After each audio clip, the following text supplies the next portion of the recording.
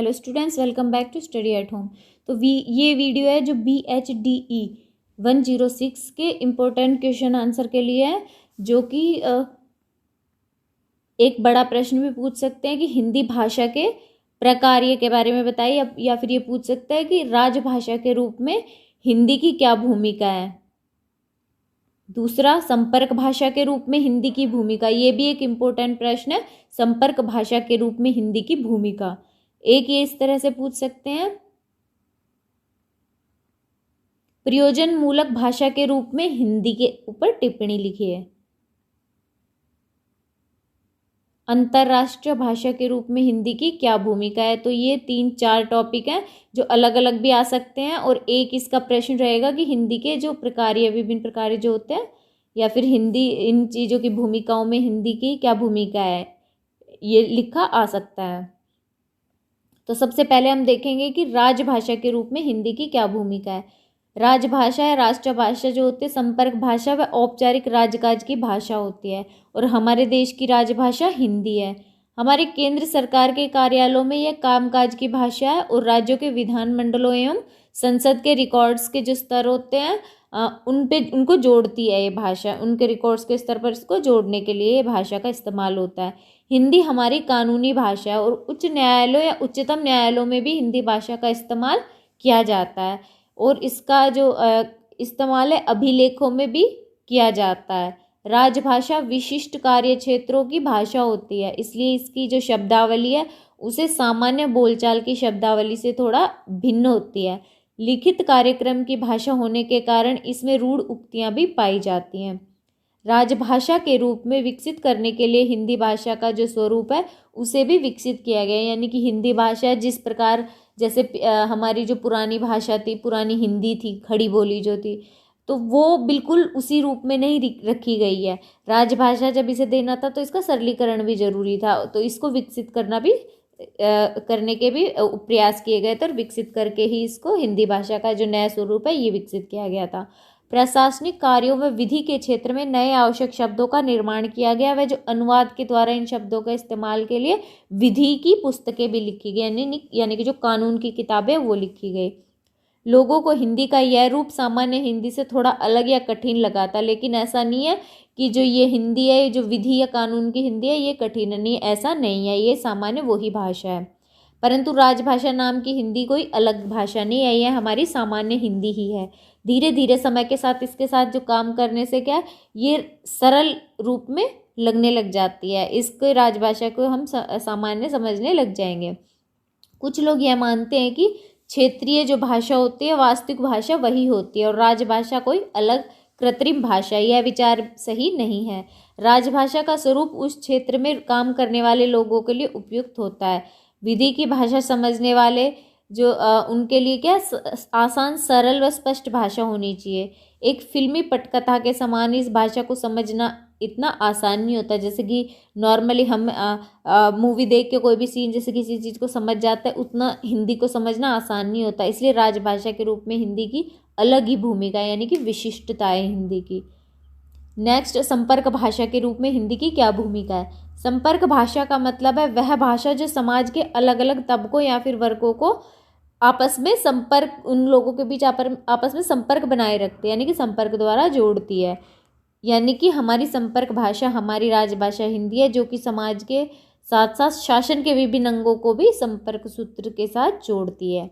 यानी जो हमारी हिंदी है, राजभाषा है, वो औपचारिक रूप से एक देश की संपर्क भाषा है हमारे भारत की। इसके द्वारा देश के विभिन्न कार्यालय एक दूसरे से संपर्क में आते हैं, और लोगों में भी हिंदी क्या संपर्क का कार्य करती है। जैसे कि यहाँ पे तमिलनाडु है और आंध्र प्रदेश की भाषाएं अलग अलग है, परंतु दोनों क्षेत्रों के जो लोग हैं उनको जो आपस में जोड़ती है वो हिंदी भाषा है, क्योंकि वो हमारी राजभाषा है। इनको आपस में संपर्क के लिए क्या एक ऐसी भाषा की आवश्यकता होगी जो सब जानते हैं, तो वो होगी हिंदी। तो ये इसमें अपने विचार एक दूसरे तक पहुंचा सकते हैं। जैसे जब हम कभी भी रेल में सफ़र करते हैं, ट्रेन में, तो वहाँ पे क्या हर स्टेट के आपको लोग मिल जाएंगे। तो अब ऐसा थोड़ी ना कि हम सबकी भाषा जाने, ऐसा नहीं हो सकता। तो उस टाइम हमें क्या हिंदी हमारे बीच में एक संपर्क सूत्र का काम करेगी, तो ये एक संपर्क भाषा इसका काम हो गया। कार्य क्षेत्रों में भी हिंदी का संपर्क भाषा के रूप में इस्तेमाल किया जाता है। और इसके लिए सभी को थोड़ी थोड़ी मेहनत या फिर इसको बोलने समझने की जितनी हिंदी आनी ही चाहिए। ऐसा नहीं है कि हमें बिल्कुल हिंदी बोलनी नहीं आती, समझ नहीं सकते, तो हम संपर्क सूत्र के रूप में हिंदी का उपयोग कर सकते, कैसे करेंगे? बिल्कुल नहीं। थोड़ी बहुत हिंदी हमें आनी चाहिए, बोलने समझने जितनी। इसलिए सरकारों द्वारा क्या कर रहे हैं, सरकार की स्कूली शिक्षा में यानी कि हिंदी कंपलसरी कर रहे हैं। स्वैच्छिक हिंदी संस्थानों में भी ये कार्यक्रम चलाए जा रहे हैं, यानी कि उच्च स्तर पे भी हिंदी को क्या लागू किया जा रहा है। जो सरकारी संगठन आजकल क्या चल रहा है कि सरकारी कार्यालयों में भी आया, ये नोटिस आया था कि सरकारी कार्यालयों में भी सारे कामकाज हिंदी भाषा में ही होंगे। तो ये हिंदी को बढ़ाने के लिए ही किए जा रहे हैं सारे प्रयास। इससे क्या हिंदी कोने कोने में फैली है, सब लोगों को थोड़ी थोड़ी हिंदी समझ में आ जाती है। इसी तरह हिंदी फिल्मों व गानों के द्वारा भी हिंदी का प्रचार प्रसार पूरे देश में होता है, और विश्व में भी लोग क्या हिंदी गानों की वजह से हिंदी को पहचानते हैं। टीवी कार्यक्रमों द्वारा भी लोग हिंदी को जानते हैं। भारतीय संविधान के अनुच्छेद 351 के अनुसार हिंदी जो है वो देश की सामाजिक व सांस्कृतिक वाहक है। हिंदी में एक संपर्क भाषा के सभी गुण है, इसी कारण इसे क्या राजभाषा का दर्जा दिया गया। इसी तरह हम कह सकते हैं कि यह हिंदी जो है संपर्क भाषा के रूप में बहुत ही महत्व है हिंदी का। नेक्स्ट, प्रयोजन मूलक भाषा के रूप में हिंदी। हमारी राजभाषा हिंदी जन समुदाय की व्यवहारिक भाषा है।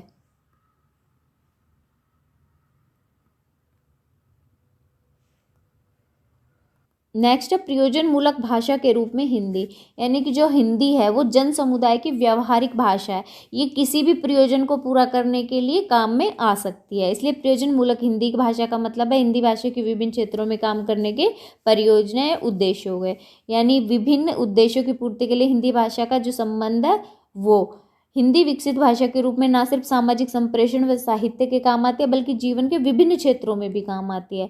भाषा के प्रयोजन मूलक जो कुछ कार्य वो हैं, ज्ञान विज्ञान की जो भाषा है हिंदी, विधि यानी कि हमारे कानून की भाषा, प्रशासन की भाषा है, कार्यालयों में ये भाषा इस्तेमाल होती है कार्यालयों के कामकाज के प्रयोजन के लिए, विज्ञान व टेक्नोलॉजी की भाषा, जनसंचार की भाषा और विज्ञापन आदि की भाषा, ये इसके प्रयोजन हो गए भाषा के। प्रयोजन मूलक भाषा की भूमिका हमारे लिए युगीन आवश्यकता है, यानी कि इसकी ज़रूरत हमें पड़ रही है, क्योंकि अनेक साहित्यकार पैसों के लिए नहीं बल्कि अपने क्या खुशी से अपना ज्ञान दूसरों को बांटने के लिए अपने विचार में अपनी रचनाएं लिखते हैं, दूसरों तक अपने जो विचार या अपना ज्ञान है वो पहुंचाते हैं। और कुछ लोग आजीविका के लिए भी साहित्य सृजन करते हैं। सामान्य लोगों के लिए हिंदी एक मनोरंजन के रूप में भी प्रयोग होती है, जैसे कि पत्र पत्रिकाएं होती हैं उनसे उन्हें पढ़ के लोग मनोरंजन करते हैं। वर्तमान युग में भारत की अनेक भाषाएं प्रयोजन मूलक है और इनमें कार्य भी हो रहा है, इनके ऊपर कार्य भी हो रहा है। परंतु जो हिंदी भाषा है वो एक प्रयोजन मूलक दृष्टि से काफ़ी उन्नत भाषा है, इसके कारण इसका संपर्क भाषा होना भी है, क्योंकि संपर्क भाषा का है सब लोग जानेंगे, थोड़ा थोड़ा सब कोशिश करते हैं इसे समझने की, तो इसे सब लोग जानते हैं। हिंदी के प्रयोजन मूलक होने से हिंदी की जो भाषाई लोग हैं उनके साथ साथ हिंदी भाषाइयों का भी इसमें बड़ा योगदान है। इसी तरह हिंदी भाषा में अनेक प्रयोजनात्मक कार्य हैं। नेक्स्ट, अंतर्राष्ट्रीय भाषा के रूप में हिंदी की क्या भूमिका है? यह हिंदी की एक प्रमुख विशेषता है कि यह भारत के अलावा मॉरिशस, फिजी, सूरीनाम और त्रिनिडाद आदि क्षेत्रों में बोली जाती है, यानी कि इंडिया से बाहर भी हिंदी बोली जाती है, क्योंकि वहाँ पे क्या काफ़ी जैसे नौकरी के लिए वहाँ पे नौकरी के लिए काफ़ी लोग जाते हैं और वहाँ पे बस जाते हैं, तो इसलिए क्या वहाँ पे काफ़ी तादाद हो गई भारतीयों की। और कई कई जगह तो भोजपुरी के भी, जो भोजपुरी प्रदेश है, जो वहाँ के लोग भी वहाँ पे जाके बस गए हैं, तो वहाँ पे भोजपुरी भाषा भी काफ़ी हद तक बोली जाती है, लोग आपस में बात करते हैं।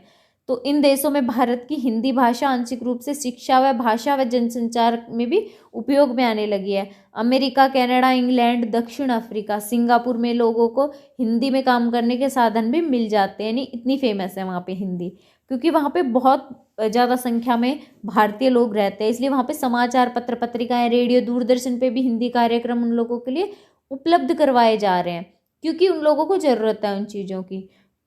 हमारे पड़ोसी देश नेपाल या पाकिस्तान में भी हिंदी समझी जाती है, क्योंकि पाकिस्तान की जो उर्दू भाषा है और जो हमारे हिंदुस्तान की हिंदुस्तानी है वो एक ही है, भाषाई रूप से एक है। उनमें भाषाई या व्याकरणिक एकता होने के कारण ये समझने में आपस में आसानी होती है।